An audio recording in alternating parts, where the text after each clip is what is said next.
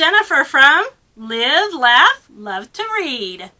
Today we're going to talk about little free libraries. Do you know what little free libraries are? They're free book exchanges. I actually have one in my front yard. Here's a picture of it. I don't know if you can see it. Yeah.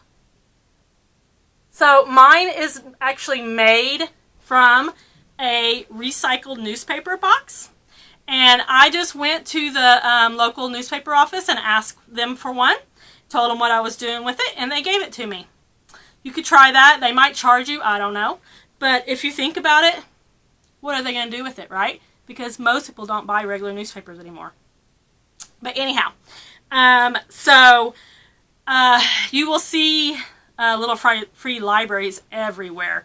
What you do is you buy a charter number, and they send you a little plaque, and then you can buy one of theirs already pre-made, looks like a little house kind of, and install that, or you can make your own from like whatever you want to recycle or anything. So anyway, it's a free book exchange, and there's no rules. Bring a book, take a book, bring it back, don't bring it back, whatever you want to do. Donate a lot of books. So anytime we travel, we always look on the map. They have a littlefreelibrary.org, and they have a map. So if you're traveling, you can look up where they have them in that town. And we do that a lot. Here where I live, I actually put the first one out in my town, and then now there's another one at a church, and then there's another one locally that is at a snow cone stand. They just put up, so I'm so excited about that. But so yesterday we were in the town next to us, and there's a bunch there. So we always kind of hit those, and like I'll bring books from mine that's been out in mine quite a few times, and I will put some in there and take some out, kind of switch them around. So yesterday when we were out garage selling, we actually seen some little free libraries, and I was going to show you what I picked up. The first book that I picked up, and I cannot believe this was in there, Insomnia by Stephen King. Look how big this book is. And it looks in great condition. I might read this. I don't know. I read Stephen King when I was a teenager, but now as an adult, I'm a big scaredy cat, and I don't like if it's like really scary, because I'll tell you why. I will have nightmares. And plus, I'm a sleepwalker. Yeah, there's that. So, I'm not sure I will read this, but let's see what it's about. Ralph Roberts has a problem. He isn't sleeping so well these days. In fact, he's hardly sleeping at all. Each morning, the news conveyed by the bedside clock is a little worse. 3:15, 3:02, 2:45, 2:15. The books call it premature waking. Ralph, who is still learning to be a widower, calls it a season in hell. He's begun to notice a strangeness in his familiar surroundings, to experience visual phenomena that he can't quite believe are hallucinations.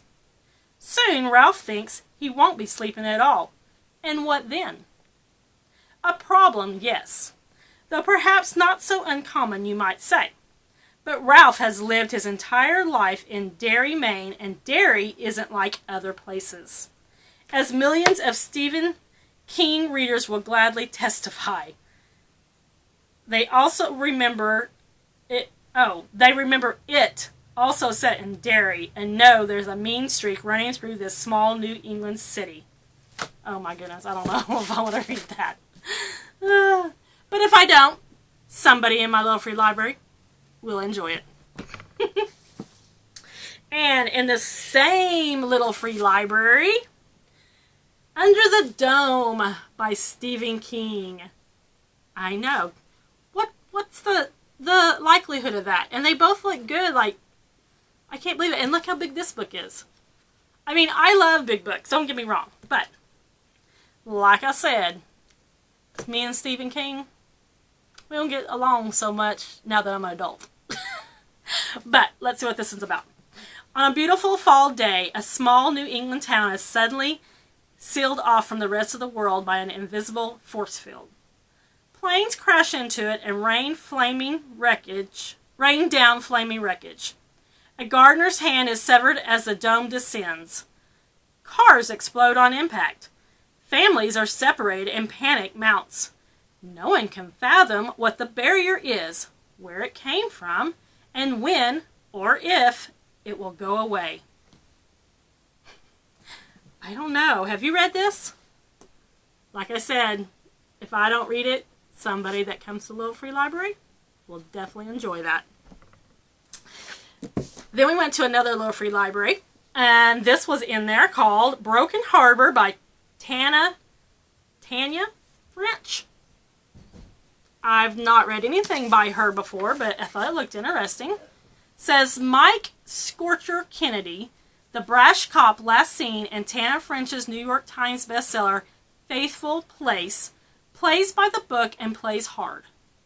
That's what made him the murder squad's top detective, and that's what puts the biggest case of the year into his hands. On one of the half-built, half-abandoned luxury developments that litter Ireland, Patrick Spain and his 2 young children are dead. His wife Jenny is in intensive care. At first, Scorcher and his rookie partner Richie think it's going to be easy to solve, but too many things can't be explained. I thought that sounded good, so I picked that up. And then the last book that I got was Welcome to the Great Mysterious by Lorna Landvik. Pretty sure I got this Saturday in one of the libraries, Little Free Libraries. I have read her before. I like her. This one is about Geneva Jordan, who lives in Minnesota, where she agrees to look after her 13-year-old nephew, a boy with Down syndrome. Yeah. That's all for today because my camera's dying. So, if you like this video, please give me a subscribe, and I'll see you next time. Thanks, friends.